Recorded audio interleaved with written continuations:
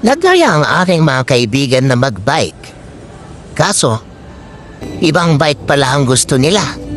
Pero ayun, napilitan na nga talaga ako guys na sumama.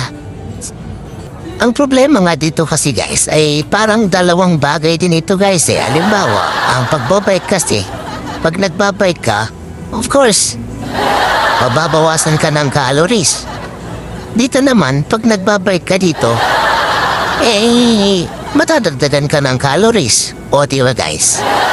At pag nagbabike ka naman sa labas, ayun, marami kang matataanan, malilibang ka. Kaso, mainit.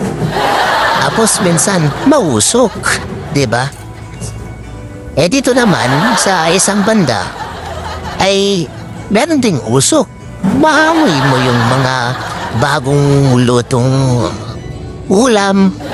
Mainit na ulam, o diba guys? Ang sarap ng amoy. O panalo. O, dito na lang tayo guys. Diba? Masisiyahan ka pa. Yun nga lang, madami may dadagdag na calories.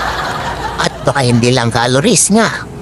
Pero, ganun pa man, mahirap din kasi pag nagbabike, dito na lang tayo.